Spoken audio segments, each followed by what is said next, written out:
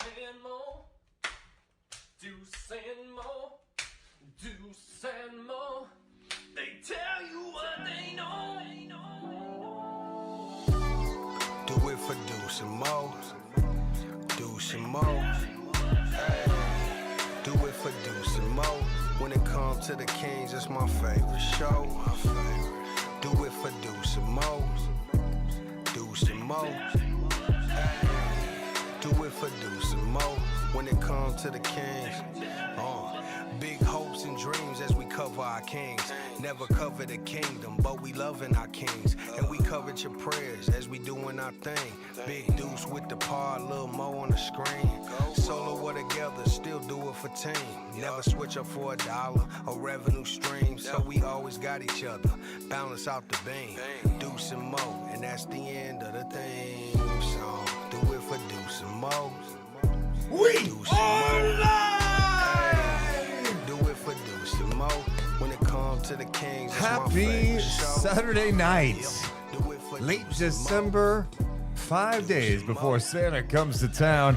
How are we doing? Not that the Kings are 6-22. Yeah. What up, Deuce? Hey. Jab, good to see Hey, you, man. Morgan. I'm rooting for you. Yeah, give us the number one pick, please. Let's go, King. Yes, so good to be with you guys. Earlier than last time. I still think I'm tired from the podcast we did the other night that we started at 12:30. I ended up going, I think I fell asleep. By the time I was done editing clips Yeah. from the show, it was 3 a.m. Yeah, that was a late one. And guess who still got to the gym the next day for a noon class? Did you really? I was in a daze all day. That was yesterday. Yep. I was in a daze. On a days. I feel like we've been in a days all year long as Kings fans as we now see the Kings sitting at 6-22. And ladies and gentlemen, after tonight, the worst record in the Western Conference. Hey. Better than mid. Better than mid. Appreciate you guys being with us tonight, though. Better than mid. Hope everyone's doing it. There's so many holiday parties happening. So if you guys are here, Oh my that God. means Yeah. everything. The biggest thing you do, hit the thumbs up and subscribe. Also, make sure to comment on the YouTube channel after the show. I know. Around the holidays, we always talk. I mean, why do you think we did our Christmas episode when we did our Christmas episode and not this week? Just habits Let me changed just tell you, around the the holidays. 23rd after that Pistons game is going to be the episode of all episodes. Yeah, what are you doing? I don't know. I'll You figure haven't it talked out. to me about anything. Partnership. I keep that tree up all year long, huh? No, I'm kidding. I got to do another vision board this summer too. Yeah. I need a vision. Sort of a little bit of a vision tonight. Seeing Yeah. we saw some of the rookies play. Give me a hell yeah. Hell yeah. Showed some good things. Give me a hell yeah.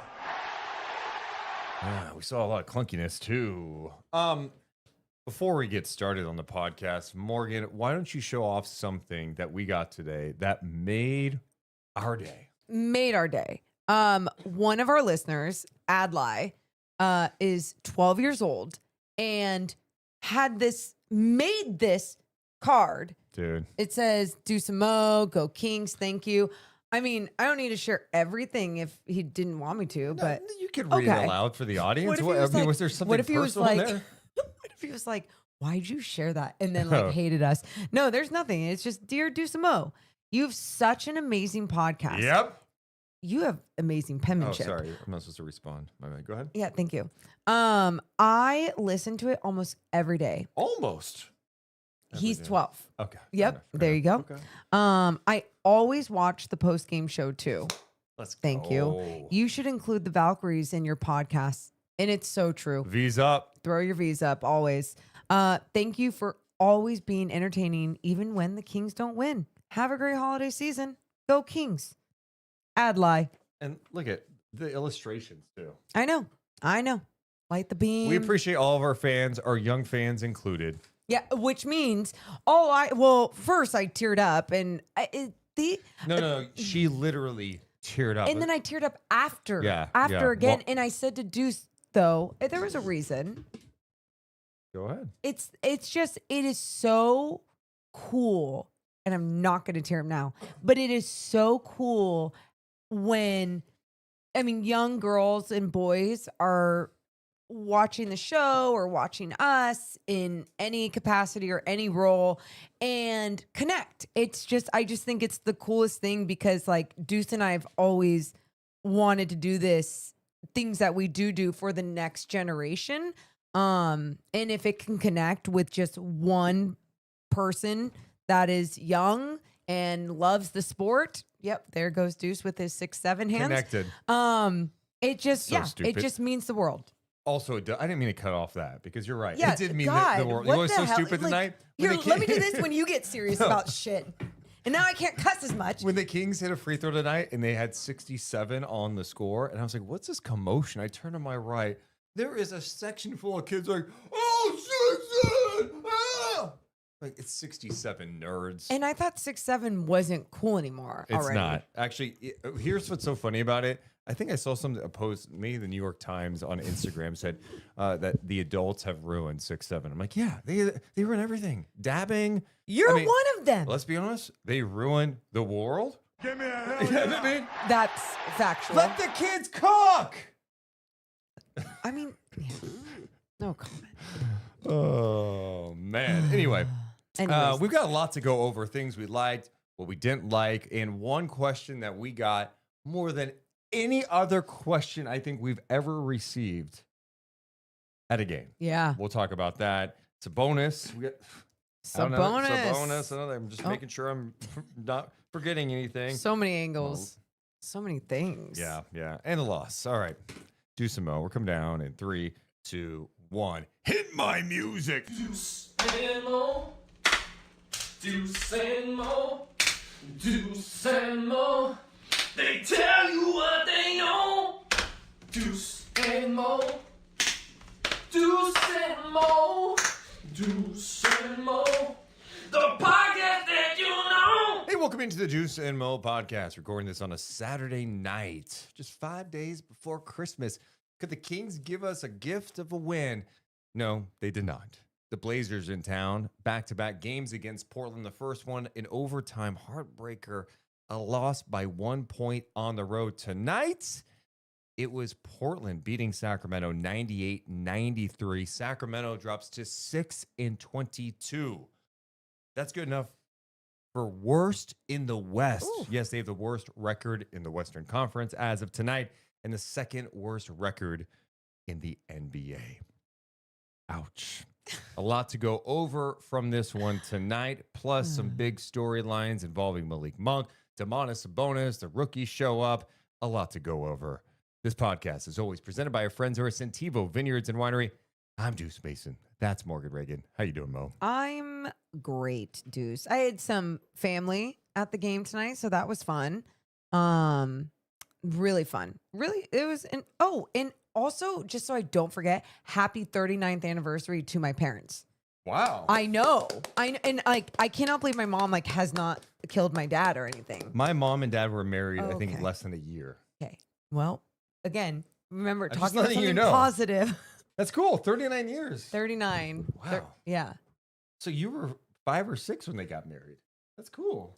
So what was it fun? Again, and all of this is so stupid. How about just like keep it real for real one day? But yeah, very cool. Like they've figured it out through 4 kids and they've just been a fantastic team through the highs and the lows. Dealing and with you is no easy chore. dealing with me and like giving me an awesome life to just like try and, fulfill my dreams. And they're amazing and I love them. So happy anniversary, mom and dad. So yeah, some family in the building and the crowd was great on a Saturday night. What'd they do on their 39th anniversary? My dad went to the game and my mom stayed home. Oh, maybe they're not making it to 40.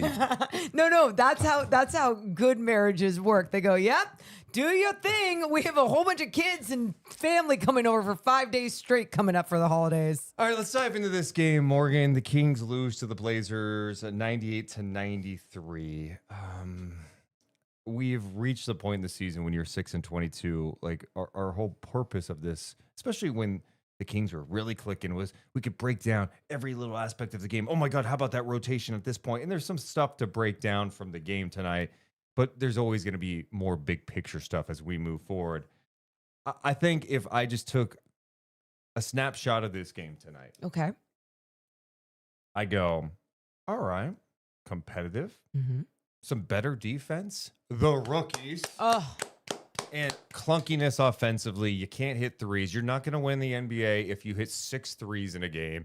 And this is not just a one game thing. The Kings are dead last in the NBA in 3-point makes per game at just over 10. Tonight, they hit 6, and they were able to muster just 93 points. mm-hmm. Where do you want to start with this one? I will follow you on the journey. That's such a lie, because I know I'd be like, Test I me. want to go. Well, now you're going Test to, me. because now you're going to prove my point. You know what? Let's start with the negative. I think some of the good will weave in there, but then we can just Wow, you want to start with the negative? Interesting. I just thought it was okay. interesting. Let's start with the positive, I'm not, shall we? I'm not saying you have to go there anyway. That's interesting. You want to And start we positive? are for going to us? start positive, and we're going to start Oh. where I want to start positive. Okay. And where I want to start positive is with the rooks, with the young guys, from Nique Clifford to Maxime Raynaud to Dylan Cardwell. Yay. Thank you. Thank you for just giving us Thank you. hope, giving us something to get excited about with this Yeah. team, because like truly we were on the post-game show and I'm laughing to myself during the show because I'm like, we're talking about a loss right now, but every time that we start talking about Dylan Cardwell or Maxime Raynaud or Nique Clifford and their minutes and what they were doing out there, it didn't feel like a loss, or it didn't feel like we were talking about a loss for that matter. But yeah, so I guess let's just start with Max, because we've been talking about him a lot, and just to see him grow every single game is great. What do I mean by growth? I think when he makes one mistake, he tries to not allow it to happen again. He's a sponge. He listens. You saw Doug come up to him and be like, okay, this is what I want you to do on that shot next time. I know you got your own putback. I mean, he would get his own putback, get an O board and then get it back up and get 2 points. But he would have had it the first time if he just did this and this. And it was like, be A more little more aggressive. physical. Yep. Yeah. So anyway, Max, once again, with just a fun, good game from him. 17 points. He had 11 rebounds, 6 offensive rebounds. He did have 5 turnovers, 7 for 13 shooting in this game, 3 of 4 from downtown. Yeah. He's continuing to get opportunity, and I think the guards have done a really good job, Westbrook and Schroeder, of finding him. But it's also a credit to Max for relocating and being in the right spot. Like Absolutely. he finds exactly where he needs to be to get the ball. He's finishing a lot better around the basket. Yeah. Tonight wasn't the best example of that, but overall, yeah, I'm really pleased by what I've seen from him. My one area that I'm gonna keep nitpicking on him. Ooh. Shoot the 3, dude. If you're on the perimeter and they're leaving you, test it, shoot it. Like I know you can, and I'm not even calling him an elite 3-point shooter, but that's an area of his game. If he's gonna really grow in this league and become a player, he's gonna have to like shoot the 3 and knock it down. And he doesn't have the confidence yet from downtown to do that on a consistent basis. The last 2 games, he's passed up some good looks from 3. He can't do that, especially on this team where they don't shoot enough 3s and they don't make enough 3s. Yeah, especially with this team, it's not going to be a bad shot if it's open and you have the willingness to shoot the 3. I remember when Mike Brown was coaching, and it was like, if it's an open 3 in the NBA, you take it. Doesn't matter. And it felt like they were just going to Chuck City sometimes, right? But how the NBA has evolved and where it's gone with shooting 3s and attempts, you got to get them up there.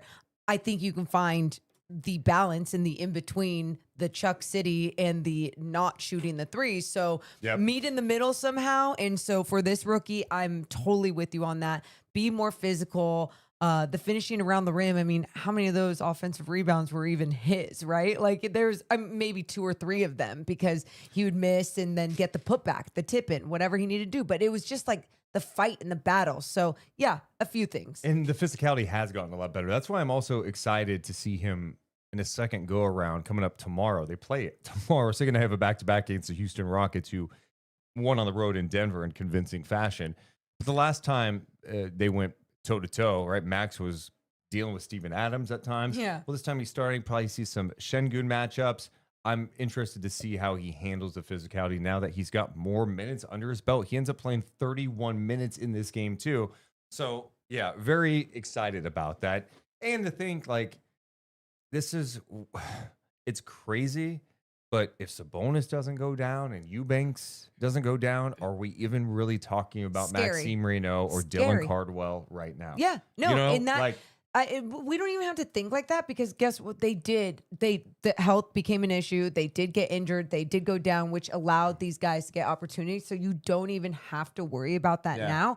The thing you will have to worry about is when those guys are healthy, what are the opportunities and the minutes going to be for Maxime Raynaud and even for someone like Dylan Cardwell? Let's talk about him too. Dylan Cardwell, I think, became a fan favorite tonight at Golden One Center. Side note, Kings are 6-22, and I think I've said this so many times during the season, but look, crowd's a little lighter, of course. Sure. You're going to expect that. What was the total attendance they said tonight? 15,963. Okay.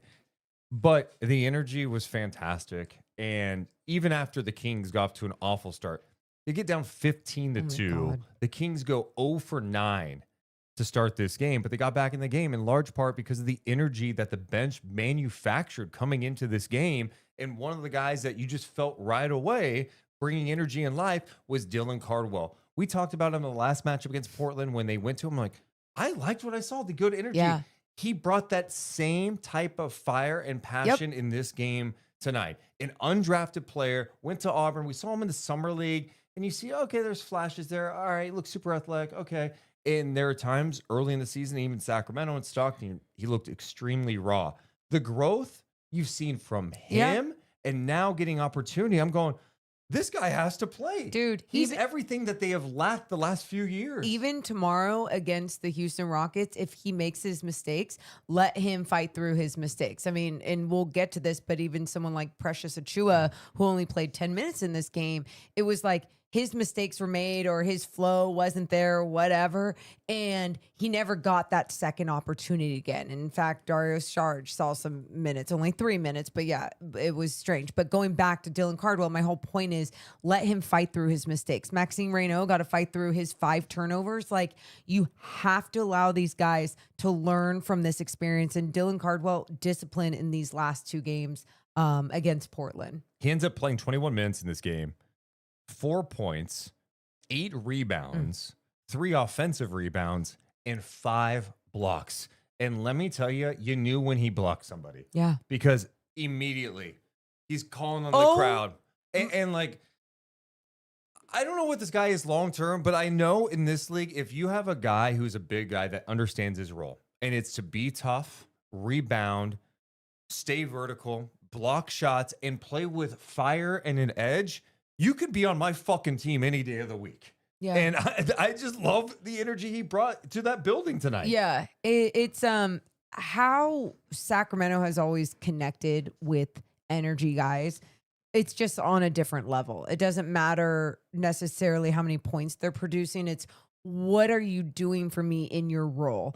And in his role specifically, he's rebounding the hell out of the basketball and bringing a different type of energy, a different type of personality, outgoing, so charismatic, like just how he carries himself on the floor, but it's playing with joy. When he gets a block, he's not doing that. It's like, that's the thing. He's not doing it in someone's face to talk shit. He's doing it because he's like that genuinely excited. Like, yeah, this is what sports are all about, baby. I mean, he got fired up getting a rebound at one point. He's like, yes. And then, you know, just enjoying those type of moments. It was just really cool to see. It's 5 blocks. Yeah. I mean, he had some incredible block shots, the celebration after the blocks.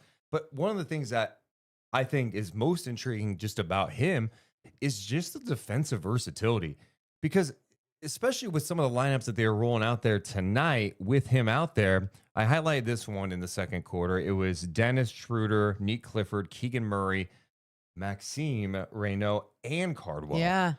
We saw it for a few minutes, but even some other lineups, they could switch because Cardwell can guard a little bit on the perimeter. He's very disciplined on the perimeter. We saw it last game against Shaedon Sharpe, where he forced a shot clock violation on a tough jumper that he blocked. I've been really impressed. And when the Kings are able to have lineups out there that they could switch 1 through 5. Oh my God. Oh my God, what a difference it makes. You're not bringing help. You're not leaving a guy open. I think part of the reason the Kings had better success defending Portland tonight was because they were able to switch more and they leaned more into the young guys who are able to switch more and do those things. Yeah, it's such a big difference. So let's talk about the next rookie, Nique Clifford, because he played 29 minutes tonight, had 12, Love seeing that. 12 points, 5 rebounds, an assist. 2 steals. 2 steals. So let's start with him on just the offensive side.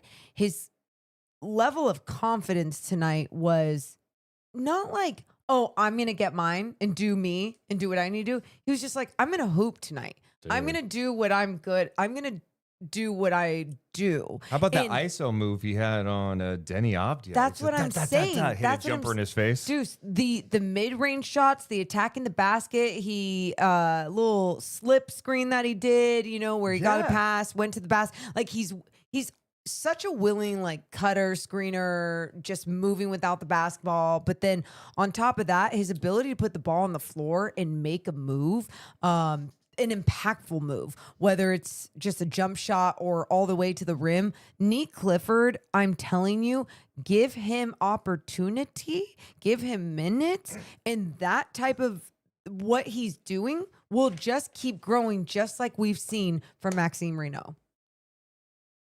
And some of it's just knocking down shots. Sure. And he took 6 threes in this game. He knocked down 2 of them, but I feel like the other ones he missed, a couple of them were in and out. They just circled out.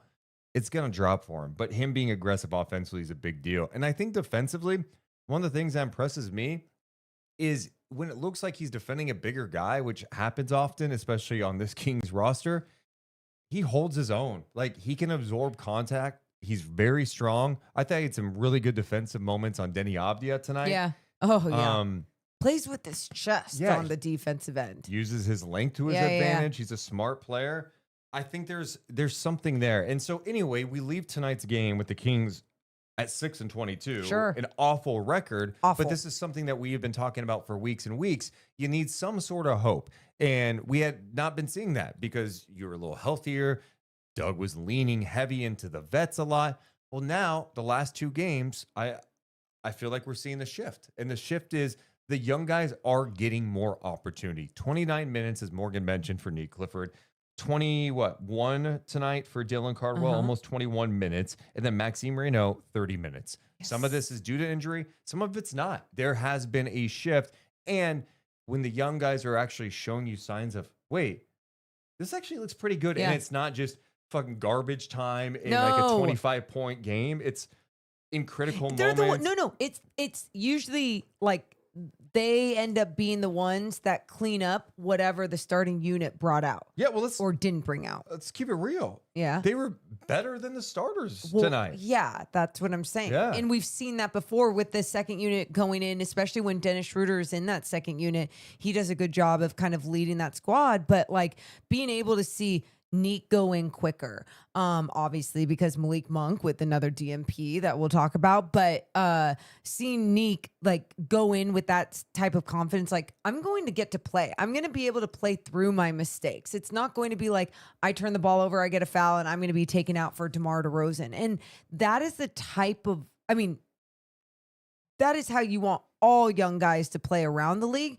but it just depends on the situation. The situation that the Sacramento Kings are in, all of these young guys should be playing. I don't care how you have to distribute the minutes. It needs to be better. Tonight was better. If I had to nitpick, I did not like that Nique Clifford wasn't in at the end or toward the end of the game when it felt like he was playing so well throughout this game that it was like, wait, you're going back to the stagnant basketball that actually doesn't work, that the starting group started the game off with in the first place, that put you down 13. Like, what are we doing? I'm with you. I thought Nique should have been out there. And I think, one of the things you start to look at is, all right, who do you take out? Whose minutes do you take from? I'm looking specifically in the fourth quarter. And a couple of things. I love me some Keegan Murray. You know how I feel about Keegan. why is Keegan Murray playing 40 minutes in this game? Sure. Yeah. This is not the year to be playing 40 minutes. One, he's on a bad team. Two, there's no reason to run him into the ground. Three, he is banged up right now. Mm-hmm. So dial that down. You start trying to find, where are the minutes? You can only play so many guys. You dial down people's minutes, and his minutes should not be at 40. Play Keegan 34, 35 minutes. DeMar DeRozan tonight ends up playing 35. All right, it's cool. It's not 39, but 35, in my opinion, is too many minutes for DeMar DeRozan on this team. This is not where you're at. So you got to dial those guys' minutes down. And to your larger point, at what point do you shift from, all right, hey, we're going to go back to our guys because we're trying to win a game, and go, you know what? Nique Clifford, you go try to help us win this game tonight because you've been making winning plays out there. Yes. And it would not only, I mean, I know you can't think about that in this moment when you're trying to win games, but it's like, it would be so good for his development, for his growth to play in those minutes. Sure. But you're exactly right. You showed that you were making winning plays on the defensive end and the offensive end. So why wouldn't I go in that direction? You know, like we've seen him go in games and also be like, oh, you know, a little off or just foul heavy right away, not getting the calls that you want to get. The refs looking at him like a rookie. But either way, it doesn't matter. Like you have to just change up your physicality and how you are playing defensively. Tonight, it was like he had that flow going. He had that confidence going. So it just would have been nice to see that carry on into important minutes. And maybe the shift is literally that's just going to happen after the trade deadline. Yeah. And like, you know, maybe we shouldn't get so greedy. Like we're starting to get some minutes. Agreed. You know, like we were seeing none of this stuff and now we're starting to see some of it. We're definitely, I will say that, we're definitely nitpicking when we talk about that. And it's fair. It's hard not to when, and this is why we're nitpicking. Yeah. I know what you're already looking up. I feel like we've probably done this on the show before. I don't think we have. Where does the term nitpicking come from? Nitpicking comes from the word nit, which means eggs of a, what's a Lice? Louse? Back in the day, people would physically pick lice eggs out of their hair, often by hand or with a fine-tooth comb. It was a slow, tedious, and required obsessive attention to detail. Ooh. Oh, so we're just like, okay, so this is what So I'm we're doing. nitpicking. No, we're Let me I love it. We both just started talking. Okay. You know, it's not fun. I had lice as a kid multiple times. I did not. You didn't? No, ever. Dude, one of the most embarrassing moments is when I had to get nitpicked. I feel so bad for I went to go you. get my hair cut at like Yeah. a Supercuts. Oh, my grandma took me no. to Supercuts and it said, "Sorry, we're not cutting your hair. He has lice." That's so sad. See, It's and 'cause I thought that was more common. Isn't that a common thing? No, it's not. It was because the hygiene of your apartment of 6 children living in there with your We did mother. a lot. My mom was doing a lot of nitpicking and like, oh, let's get this lice out. I remember what was it? Can we go I had a away special from this shampoo. dark? shampoo. God, this is so sad. Okay. Anyway, away from the darkness, but yes, we are nitpicking that. And what I'm saying to the nitpicking that I say it 100 times, the reason why I think we're talking about it so much tonight, though, is because watching Russell Westbrook hang on to the basketball and just not get off the ball on so many different possessions in tonight's game, and especially late, it's frustrating to see because when you saw the ball flowing, things moving, you saw good things happen for the Kings offensively. So when you see that stop, you're like, can we move on from this? Yeah. Can we just like go in a different direction of, hey, go back to Nique? And I know it sounds so disrespectful because of Russ, his resume, what he's done.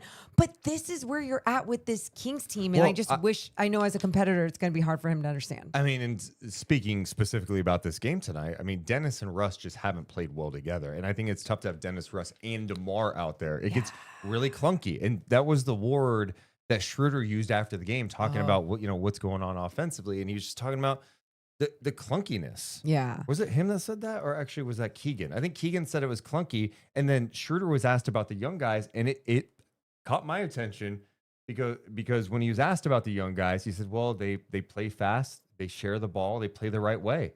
And that spoke volumes to me. Yeah.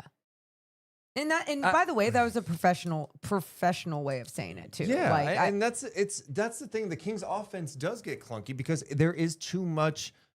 There is too much of that. I even noted one point in this game where I think it was Russ and DeMar. Yeah, it was in the third quarter when the game was kind of falling apart again because the starting group that got off to a slow start tonight got off to a slow start in the third. And there's a sequence.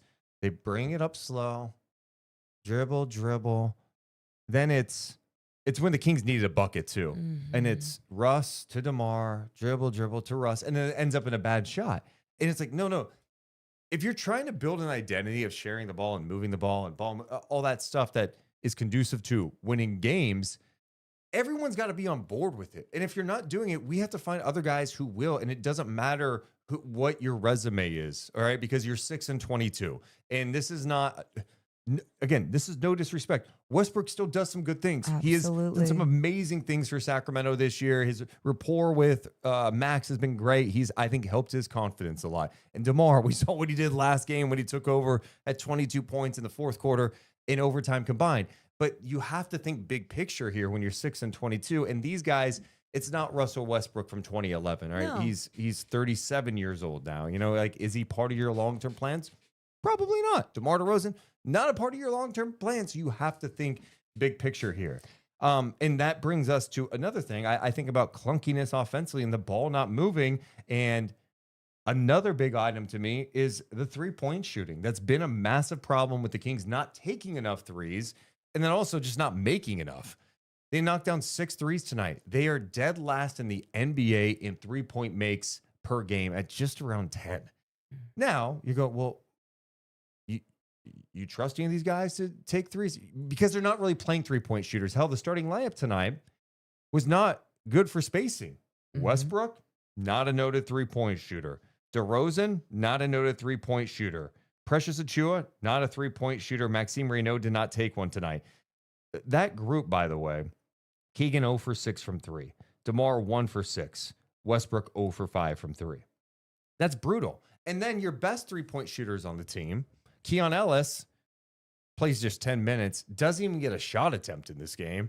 And then another guy who has been a really good three-point shooter this year, Malik Monk, 41% from 3, gets his second consecutive DNP coach's decision.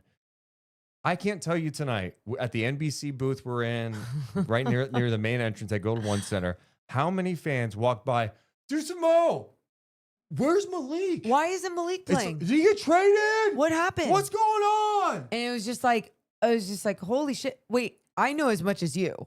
Like, literally, I know as much as you right now. And I understand the questioning, especially when it's back-to-back games with DNPs for Malik Monk.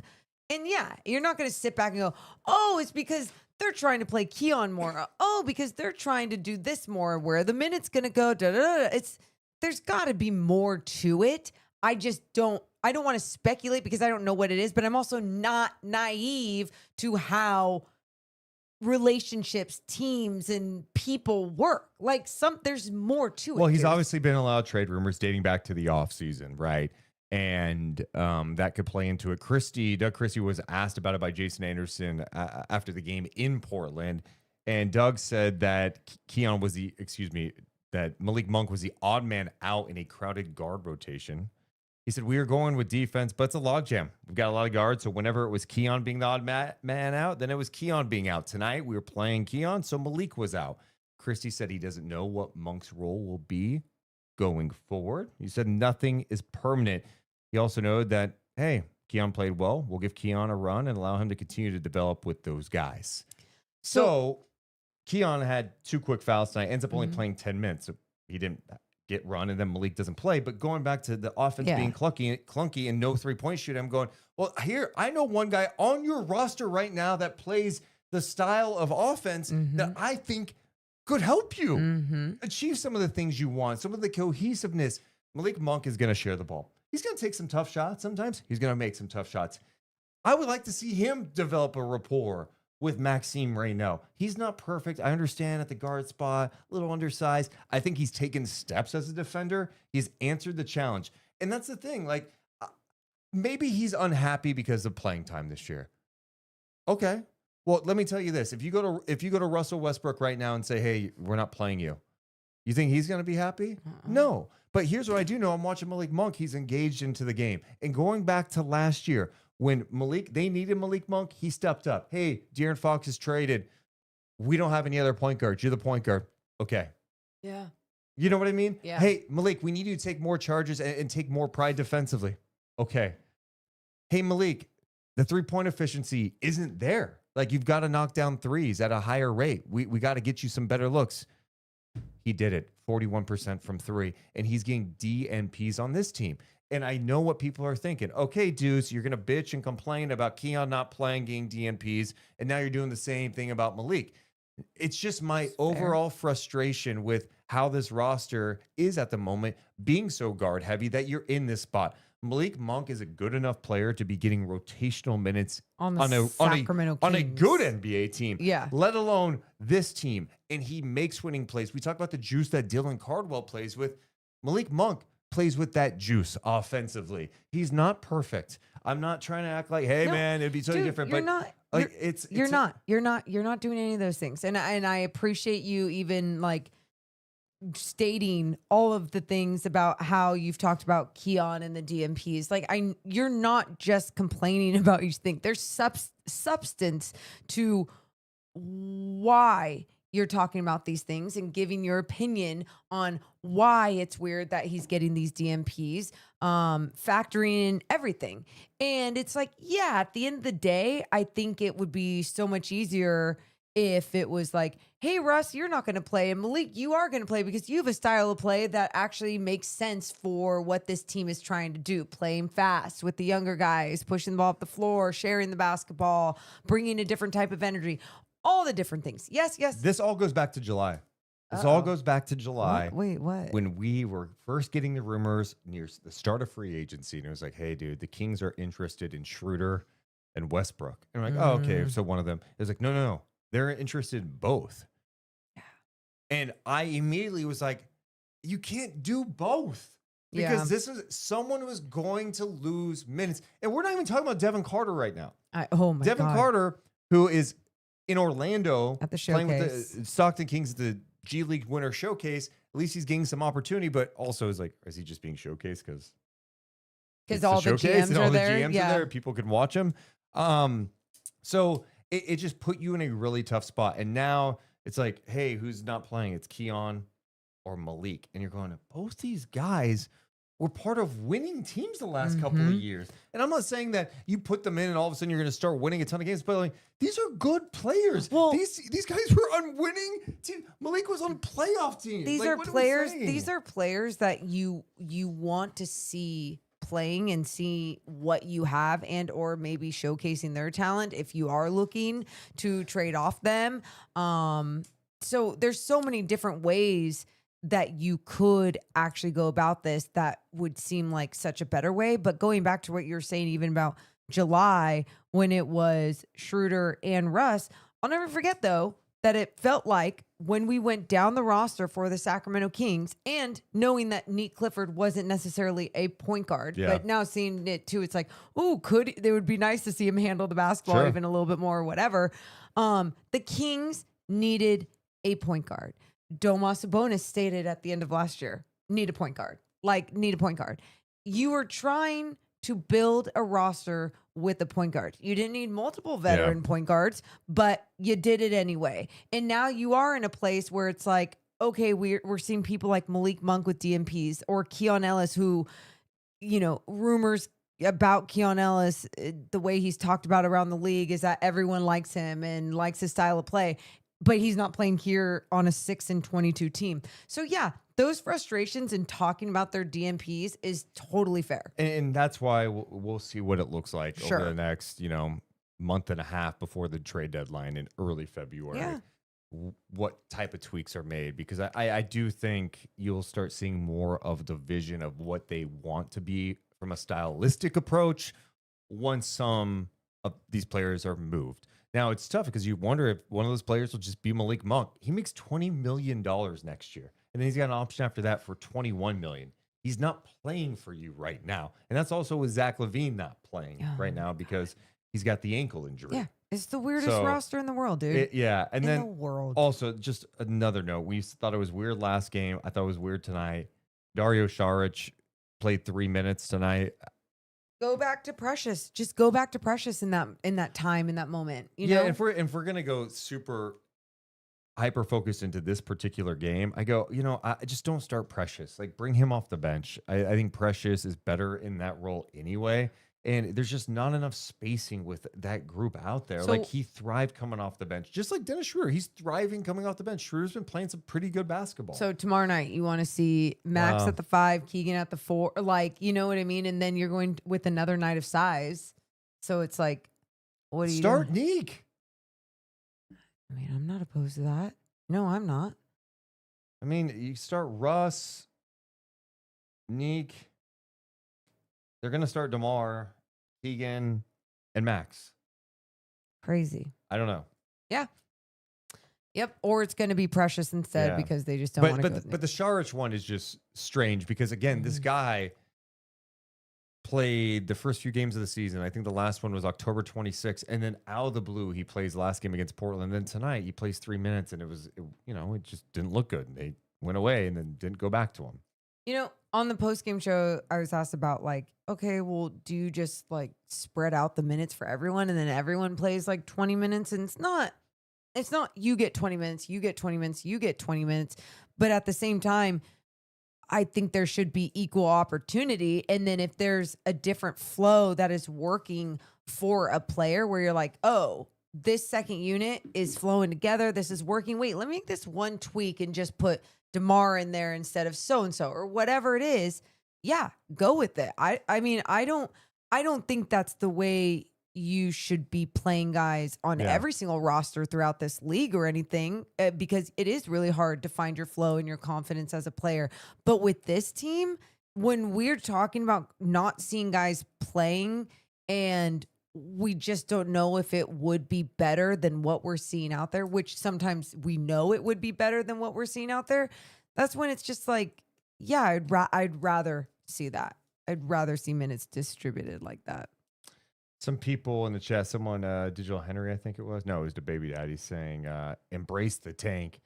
Like, I mean, they're not even tanking at this point. They're just not good. Yeah, I mean, they're not even banged trying. up and They're trying to win. yeah, they are. They're just not good. But, the reality is, yeah, I mean, you have to be in a position to get a top 5 pick in this draft. And right now, they've got the second worst record in the NBA. There's no guarantees, but there's no guarantees to it. You could drop, right? It sucks. But, you know, you watch enough of these draft prospects, you're like, there's some game changers. We're watching AJ Domantas, some of the highlights from his game yesterday. Give me The AJ. guy's a freak. He's a freak. Ugh.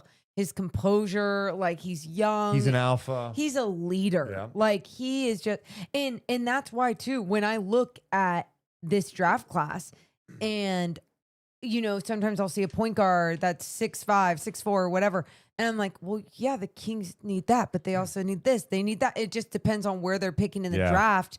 And if they could pick that, no matter what, whoever they pick, it needs to make sense for today's NBA. That's someone that is long, that has the right mentality, a team that you don't necessarily need to be like, he's going to be our number one guy. Like, I think that mentality around Sacramento too, because we've seen lottery picks over the years. I would say this. If you're drafting number 1, 2, or 3, you want that guy to be your franchise guy. For sure. Especially But how in this many draft. number one picks have we seen? Like, Sure, and there's it no makes guarantees. sense. Right. That's But what this draft, like you look at the top and you go, God, these guys definitely have the opportunity to do that. Like just seeing saying. Darren Peterson, who's just like, this guy is just Yeah.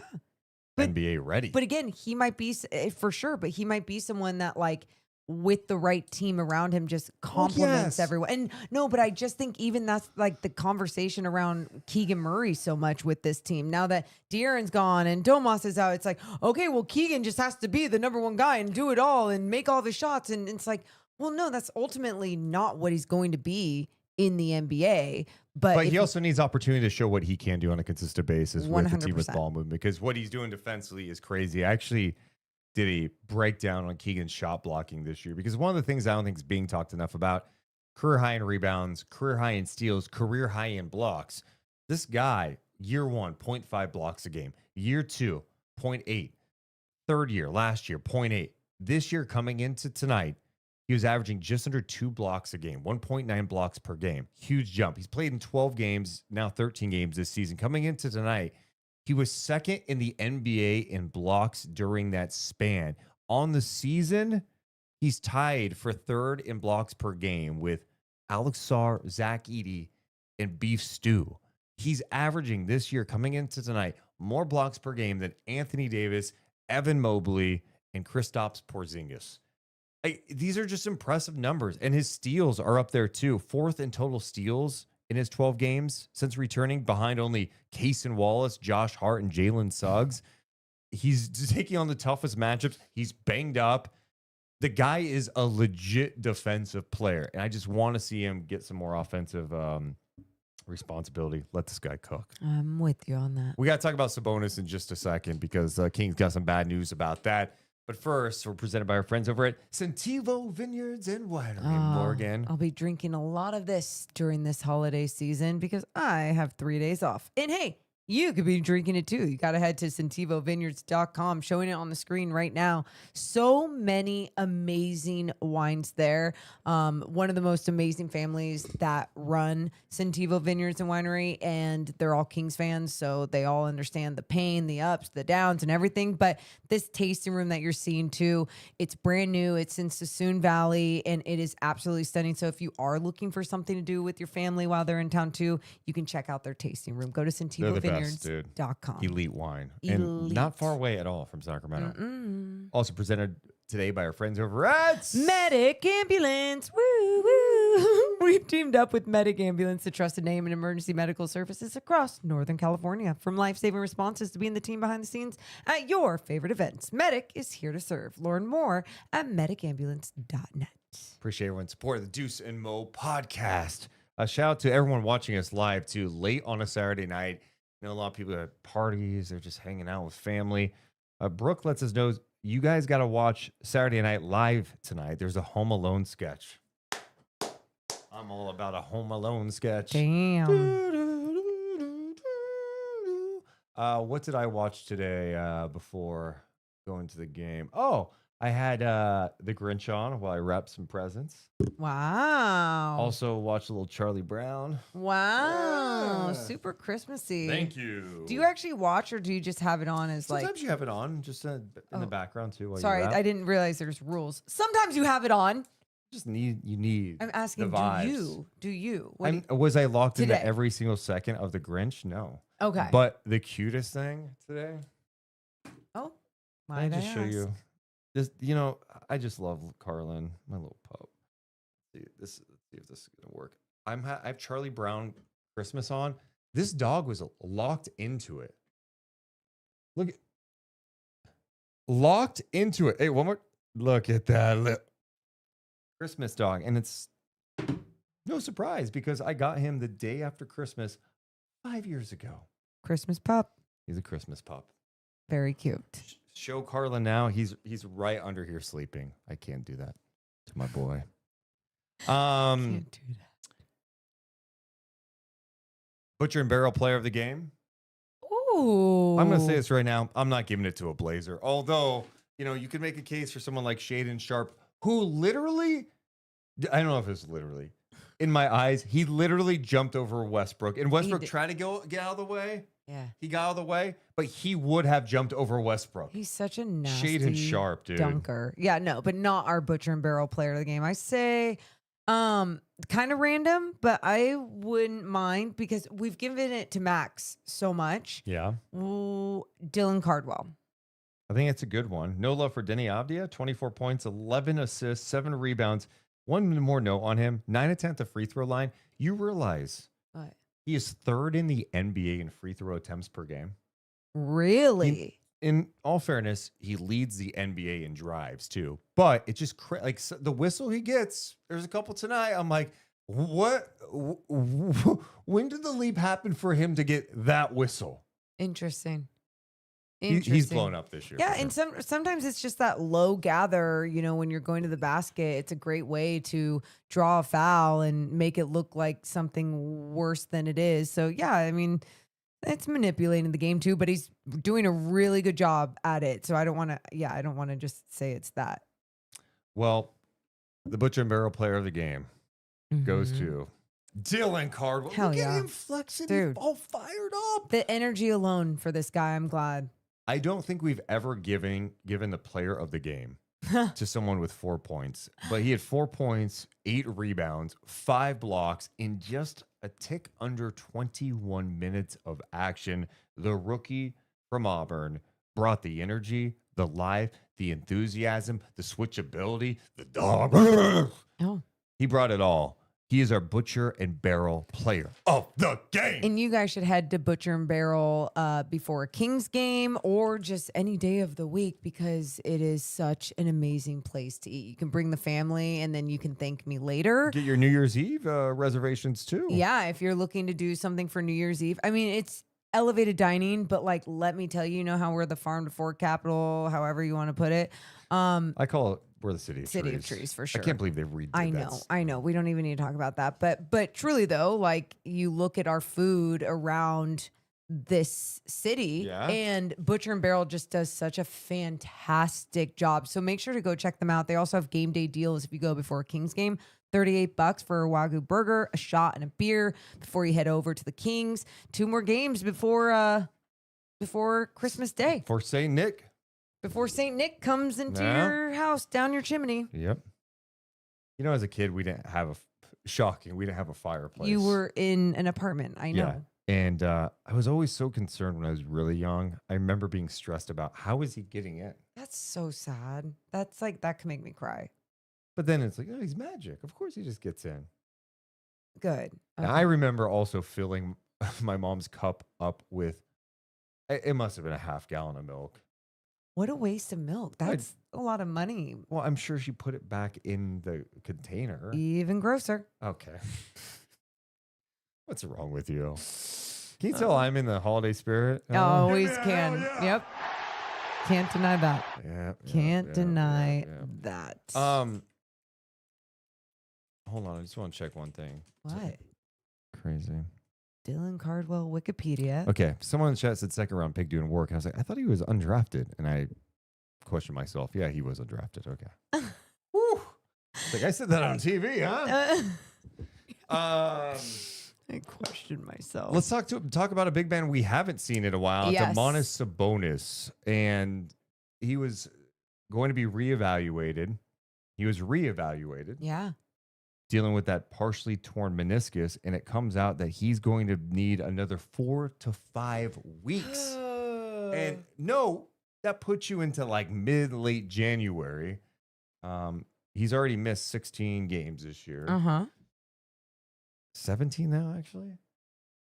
Anyway, he's reevaluated, needs 4 to 5 more weeks, then another reevaluation for Domantas Sabonis. That's a tough blow. It's a really tough blow. I think in some regards for the Kings, you're glad that you've got a couple of rookie bigs getting opportunity and showing something. I think the fans like that too.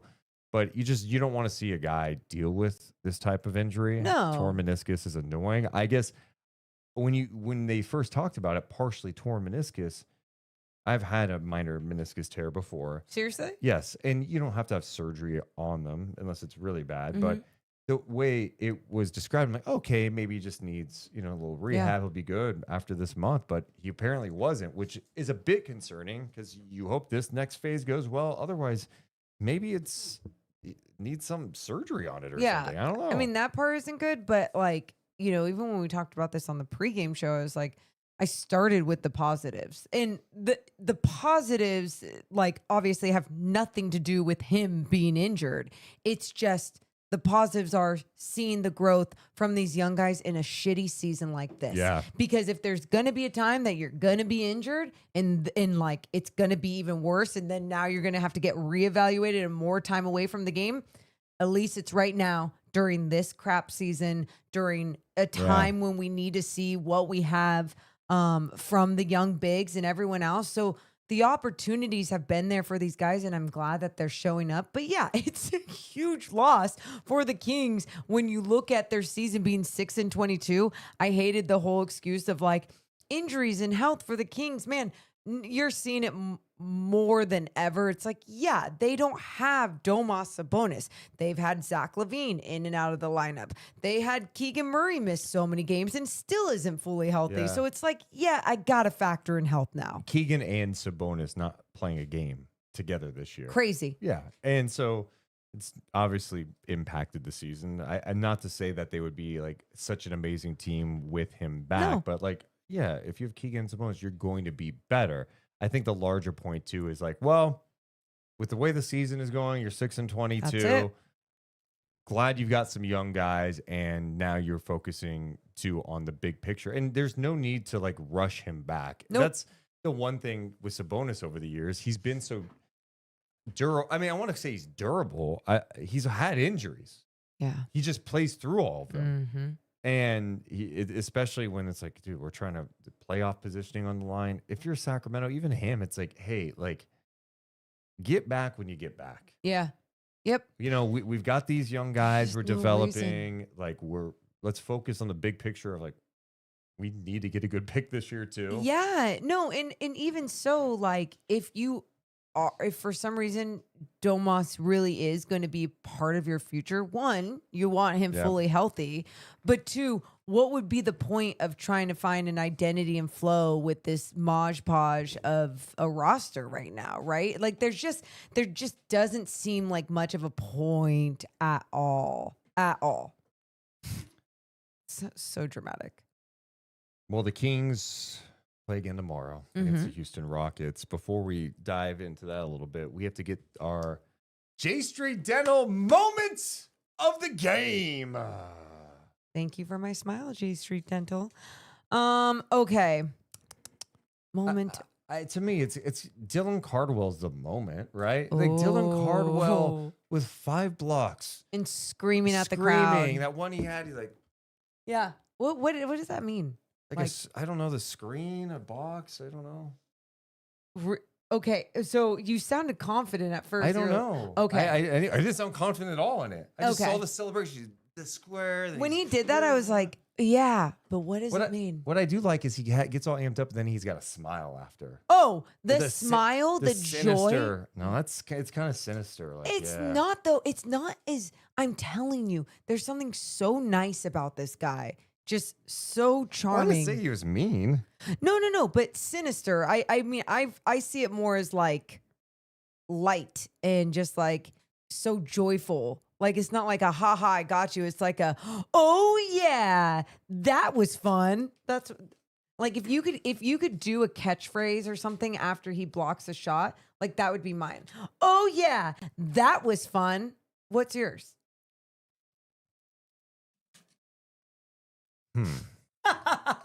Mine or what? What you think his is coming off as?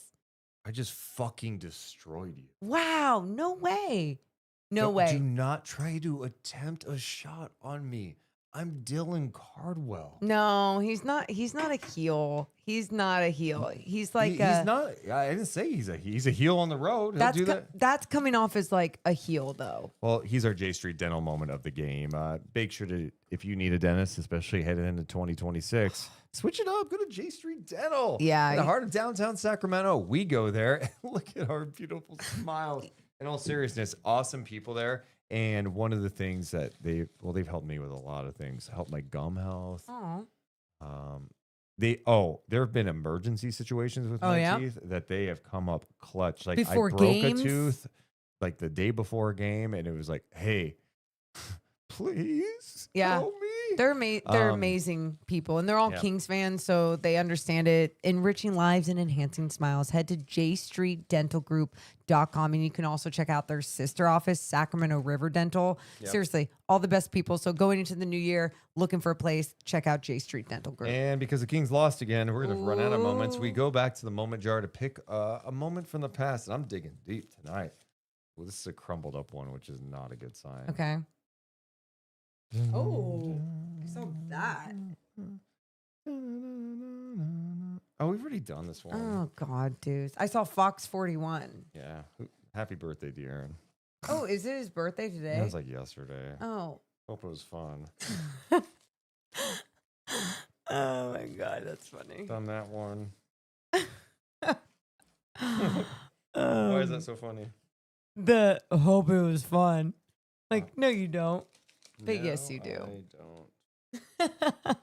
Wow. Hope you score a basket. This goes back to November 15th, 2023 at LA. The Kings won 125 to 110. Okay. And I put win dedicated to Clint, our old Discord buddy who passed away. Very he special. hated the Lakers. Yeah. And they got the win in LA, and I put LTB, light the beam. Oh, You guys remember the beam? So back in the day, the Kings, after they won games, they would launch this purple like laser beam into the sky where you could see it for like miles and miles and miles away. Oh my gosh. It's one of those things that I know some of you are like, what is he even talking about? Yeah. But that's what they used to do. It would light up the whole sky. It was like Yeah. it was the only way to keep Sacramento lit. And now it's been dark and foggy in the city. Don't know if it even works anymore, right? We haven't had to use it in a while. I don't know if it works either, Deuce. I don't know. Oh, So sad. good bit. Not a good That was bit. a good bit. No, it's a sad bit. Sad bit. Kings and Rockets tomorrow. One of the big things that going into that game will be rebounding, right? Houston, one of the best offensive rebounding teams, second chance team in the league. If tonight is any indication, well, maybe the Kings will do okay. Maybe they could do okay in that category because Maybe. Portland's near the top in those categories too. Sacramento tonight ended up out rebounding Portland tonight, 50 to 46. A lot of rebounds out there with all the missed shots. Kings shot 38% in this game. Yeah, it got 38%. worse and worse. There you go, 6 of 31 from 3. But offensive rebounding was a big category. Well, Sacramento had 18 offensive rebounds. Portland had 10. Second chance points in favor of Sacramento. Again, Sacramento missed so many shots. But the whole point is, Portland can do a lot of damage in that category. They didn't do as much in that. They shot just 43%. They were 11 to 31 from 3. Kind of crazy. They ended up shooting the same amount of threes in this game because Portland is near the top. They take 42 threes per game, and they only shot 31 in this game. And I think that is a huge credit to Sacramento, especially some of the bench lineups out there with like Schroeder and Clifford and Cardwell, Keegan out there, max times, just flying around with extra efforts defensively. And I thought they just closed out better, made shots more challenging. Yeah. And again, just seeing that presence around the rim, especially when it came to shot blocking, it's nice to see because Domas, you would see like strength and you'd see his ability to try and push guys out and just rebound the hell out of the basketball. But to see something a little bit different too, and especially in two young guys, I love it. Let's see what else. Oh, couple of super chats. Ignacio, a member. Give him some love, Morgan. Thank you. Also, Jake, donating $2, will be coming up from the Bay for tomorrow's game. Ooh. So the Rockets got the win. They, I think they had lost 3 of 4 before today's game, including a loss in New Orleans. Tough one. But they won in Denver. Yeah. There's a little altercation today between Bruce Brown and Kevin Durant. Brown was saying he wishes he could have fought him. Oh, shit. And that Durant crossed the line with smack talk. Oh, I want to know. Yeah. And no one knows what actually happened, but the Rockets did win the game 115 to 101. They're 17-9. They beat the Kings just recently, too. I know Kevin Durant was asked about the smack talk after the game. I'm trying to think like what would be crossing the line with smack talk for me. Durant said, I definitely wanted to cross the line tonight. People don't show love for me when it comes to physicality. Some people can talk and play. Some people can't. I think Bruce Brown is learning that now. Okay. That he can't talk and play. Yeah. Do you want to hear a little I Kevin do. Durant? Let's hear I let's do. hear some KD.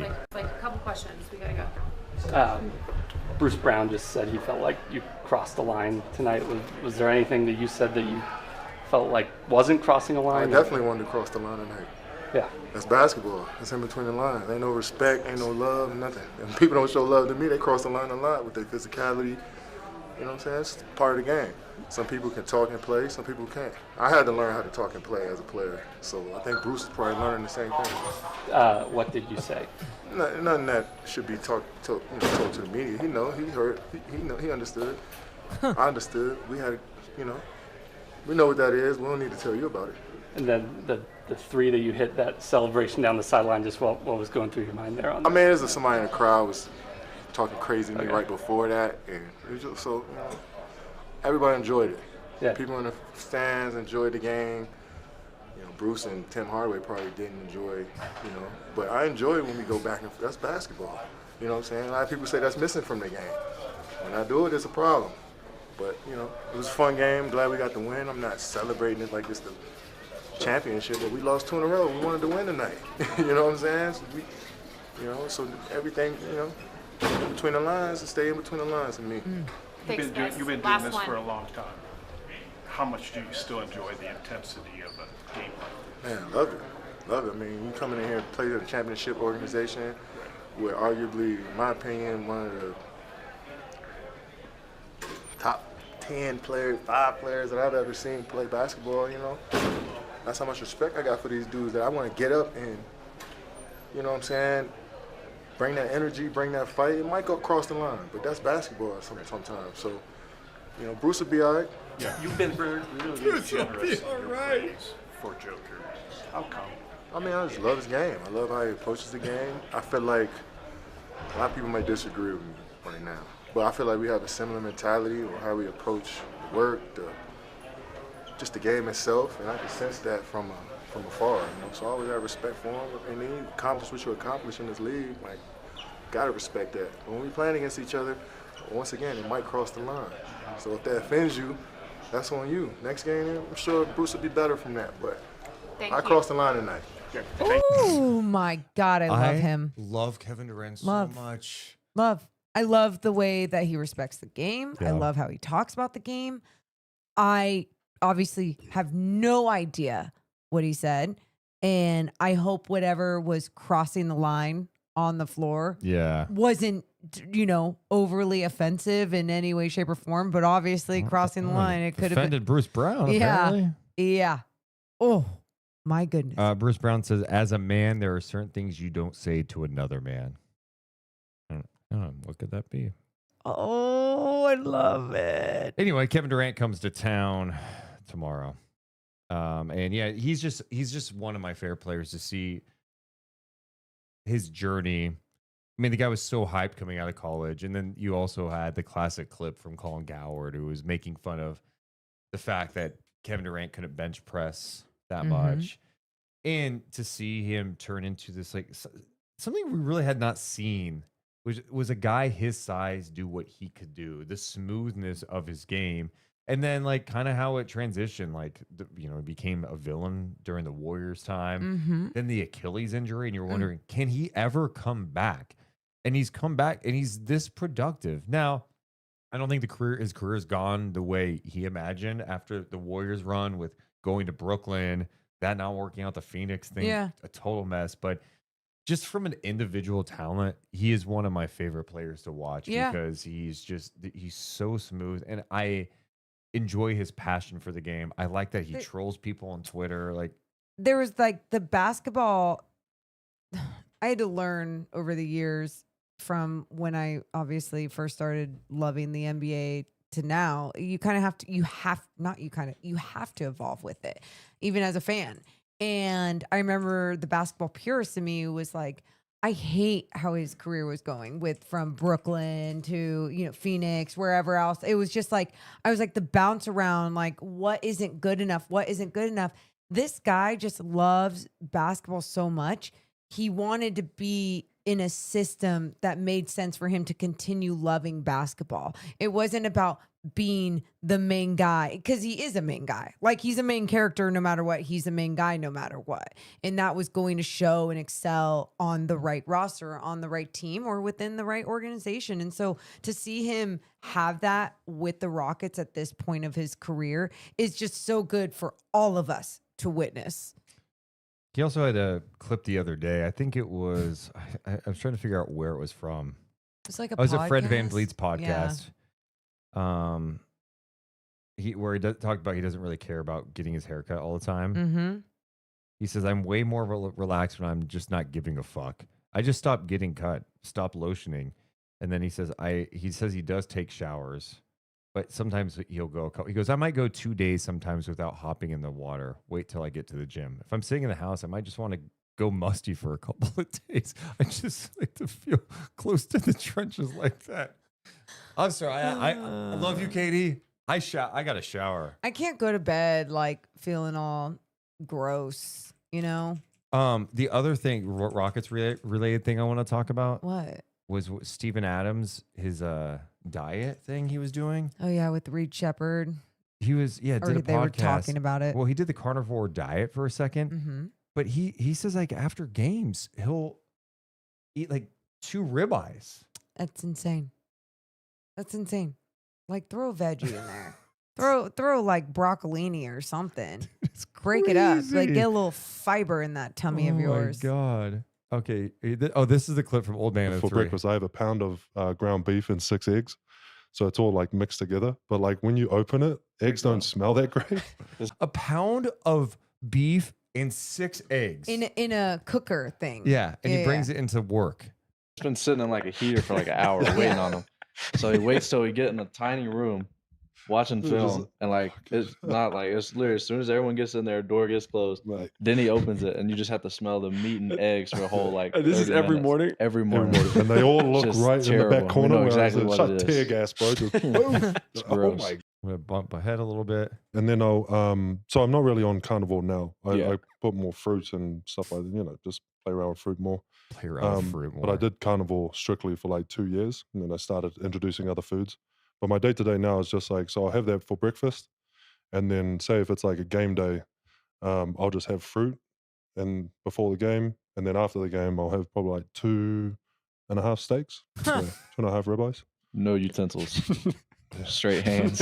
No. Just straight hands. My defense, it's my defense. Just saying, when you're eating steak, I'm just saying you will not burn your tongue ever if you eat with your hands. What? I love all these. I love What a Steven Adams. monster. What? You won't I mean, it's true. If you pick up a steak and it's 2, you're not going to eat it. Right? So he eats with his hands. He eats 2.5 steaks with his hands. steaks? KD doesn't shower. They have the grossest team in the NBA. Wonderful. And they're in town tomorrow. And then you've got your big center who at the free throw line is like talking to the ball. They get some weird guys. And then Ime Udoka, who's like a lunatic. Udoka looks like he wants to fight the refs every single game. Every single Didn't call. he ripped him so bad the other night? I mean, what he did in what game? Oh my God. What I was thinking it? of Chris Finch. He got fined $25,000 Oh. for publicly criticizing the refs. What was the quote? Oh, okay. Yeah. Because it was Zach Zarba got ripped. Damn. He goes, 2 refs have no business being out there. And the crew chief was acting starstruck. So you're seeing all kinds of inconsistent calls. And I'm sure we should have gotten a few more texts. Dude, come on. Houston Rockets. Anyway, that's the toughness you're going up against tomorrow. In all seriousness, I'm really excited to see how Max does against Steven Adams and like the size adjustments of Houston. And also, Dylan Cardwell getting some run against those guys will be kind of fun too. Absolutely. Yeah. Excited to see that tomorrow. We'll do it again tomorrow. We're going to be live tomorrow night, back to back, Kings and Rockets. We love you guys so much, but we got to go. Thank you so much for being here. We'll see y'all tomorrow. Deuce and Mo, Deuce and Mo, Deuce and Mo. They tell you what they know. Deuce and Mo, Deuce and Mo, Deuce and Mo. The podcast that you know.